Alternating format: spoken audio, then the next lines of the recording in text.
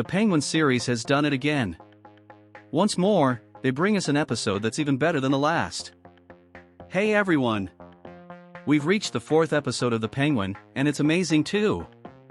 There were so many interesting things, including Sofia'S past at Arkham Hospital, the reveal of who Hangman is, and even a DC comic book villain made an appearance. So stick with me until the end of this video to catch every detail from episode 4 of The Penguin. Welcome to Comic Chronicles. While episode 3 of The Penguin focused more on Victor Aguilar, this time, we center on Sofia Falcone. We see her past while she was imprisoned in Arkham State Hospital and the struggles she endured to survive for so long. We finally find out whether or not she was Hangman, and to the surprise of many, the revelation was different from the comics. However, we nailed our theory on who this villain would be. If you haven't seen our reviews of the previous episodes, click the card that's showing on your screen. We have an entire playlist dedicated to the Penguin series. Don't forget to like this video, subscribe to our channel, and turn on notifications so you don't miss any Easter eggs or secrets from the Penguin series, as well as everything relating to DC, and occasionally Marvel. Thank you very much, and let's dive into the video. I need to highlight the fantastic performances of the actors in this series. They're doing an incredible job. Although Colin Farrell didn't appear much in this episode, he still nailed his scenes. But Kristen Milioti steals the show every time. She's phenomenal in this episode from start to finish.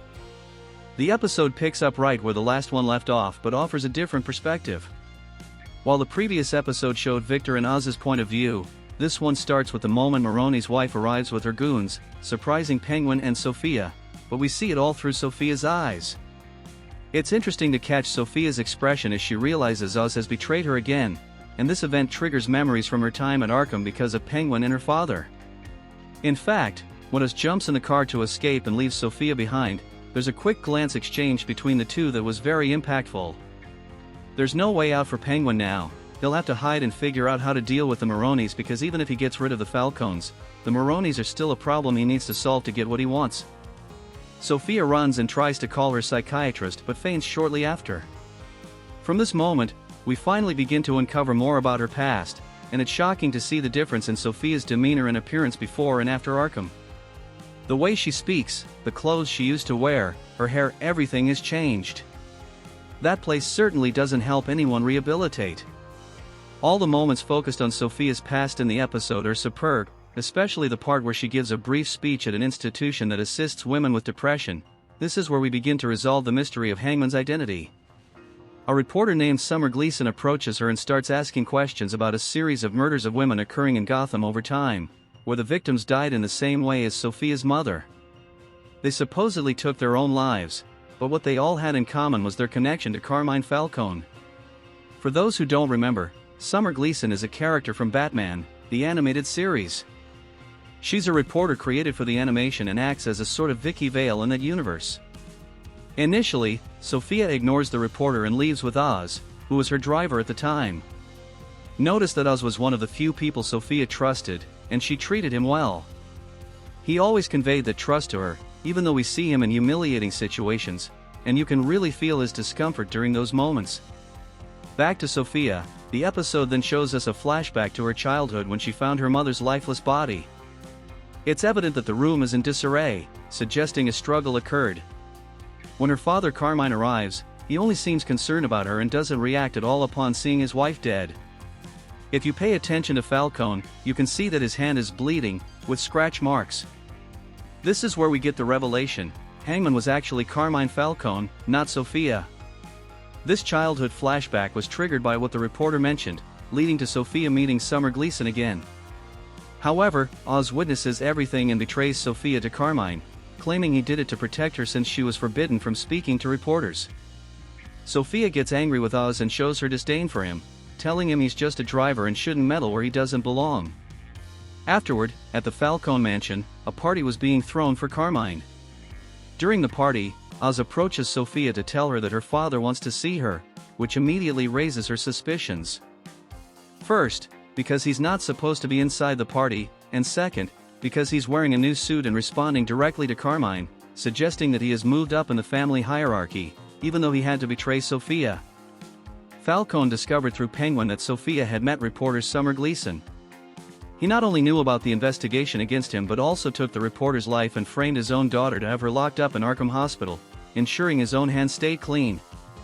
Can you see how quickly Falcone moved to pin the blame on his daughter, get rid of the reporter, and send Sofia to Arkham? Just a day earlier, he had said he wanted her to take his place in the family business.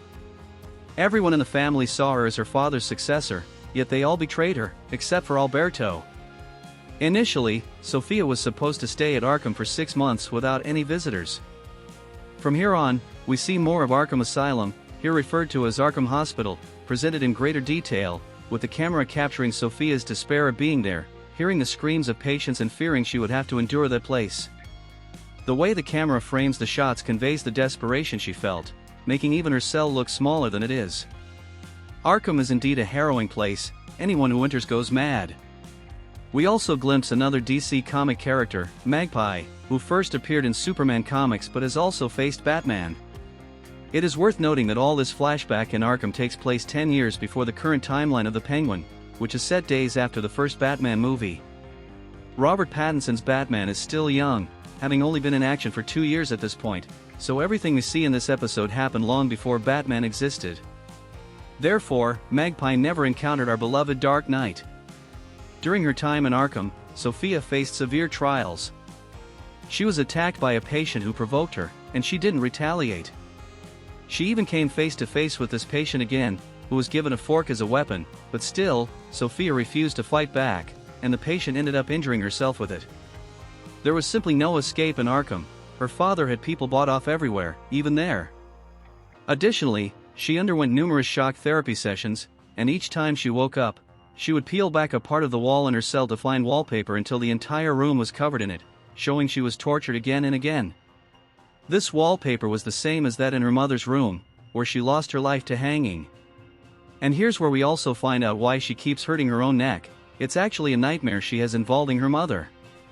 After 6 months pass, Sofia receives a visit from her brother. Alberto tells her she won't have a trial since everyone in the family wrote letters declaring she is insane, which prompted the judge to dismiss the trial, meaning she would remain in Arkham. Alberto says he'll do everything to help her get out of this, but considering how untrustworthy all the Falcones are, I genuinely wonder if Alberto is innocent in all of this. Let me know in the comments if you feel the same way. The letters that Sofia's family members wrote against her were undoubtedly a request from Carmine, or even blackmail, to ensure his daughter remained locked up in Arkham. During her time incarcerated, we see just how horrific everything she endured was: the treatment from doctors, the chains, rejection from other patients, and her first contact with Bliss. It was very intense, but she tried to stay strong, even though she was treated like a nobody. However, after finding out she wouldn't be leaving Arkham, she loses all hope and completely snaps, even taking Magpie's life, suspecting she couldn't be trusted.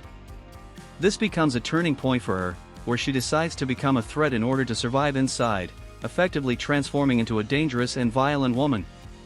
The series returns to the present as Sofia wakes up in the house of psychiatrist Julian Rush. He rescued her after she called him for help at the start of the episode. Despite Julian's help, Sofia still doesn't trust him because she feels alone. She has no one to rely on, claiming he abandoned her during her 10 years at Arkham. Julian Rush was only able to help Alberto Falcone get Sofia out because Carmine had died at the end of the Batman movie, which facilitated her release. The episode also indicates that Julian has always wanted to help her and wants to see her thrive, even saying she deserves a fresh start. Sofia likes the idea and leaves. The scene cuts to a dinner at the Falcone mansion. Sofia arrives wearing a yellow dress, all-powerful. The relatives' reactions show they weren't expecting to see her there. She exudes a sense of authority and sits at the opposite end of the table, suggesting she's somewhat in a duel with her uncle. She's no longer hiding her scars, they're part of who she is. She eats at the table and even makes a joke to her cousin's daughter. When she grows tired of her uncle's speech, she interrupts and begins discussing her father's crimes, along with the letters each family member wrote to keep her locked up in Arkham. She spills everything and concludes by saying she's no longer part of the family, unlike 10 years ago. She finishes her speech with a toast of Saint Annie, which is an expression that expresses a wish for happiness for 100 years, a Sicilian way of toasting. Sicily is known for its real-life mafia families. This phrase became famous from the film The Godfather Part 2. Sofia'S defiance signals her intention to take control of the family, and in the early hours, she carefully opens a window in one of the rooms. This was all planned out. She leaves the window in Johnny Viti's room ajar, smokes, and exits, leaving the window slightly open. Next, she takes her cousin's daughter to eat cake and sleep in the plant greenhouse. The following morning, at dawn, Sofi'a leaves the girl in the greenhouse and heads back to the house. Here we see she spared the girl, as everyone inside the house suffocated, except for Johnny Viti, who was in the room with the window open. She wakes Viti up with a gun in her hand, saying they need to talk, concluding the episode. This episode was sensational. I'll say it again, it was the best episode so far. After Penguin's betrayal, there's no doubt left. Sofi'a is going after us to settle the score. All of Sofia'S time in Arkham serves as an Easter egg, highlighting what life is like inside the asylum. In Batman's Secret Files and Origins #1, in the story Screams If You Love Me, written by Alan Grant, Arkham Asylum recounts the experience of a man wrongfully committed there. He was accused of killing his father and wife. Even while declaring his innocence, he undergoes horrific experiences, and when his innocence is finally proven, he's already completely lost his mind, destroying everyone around him. This closely mirrors what Sofi'a endured in The Penguin. Episode 4 was monumental, and the spotlight Sofi'a has been getting in the series, just like Penguin, is remarkable. Sofi'a stood up against her father and ended up acting just like him, eliminating anyone in her path. To learn more about Penguin and the entire Batman mythology in the comics, check out our affiliate links in my Batman, DC, Marvel Comics, or any type of purchase. This way, you support our work without spending any extra money. Thank you for all the support you give us. Now I want to hear your opinion. Did you enjoy the episode? What was your favorite moment? Write in the comments, leave a like if you liked the video, and subscribe to the channel. Turn on notifications so you never miss any news regarding DC. Thank you so much, and see you in the next video.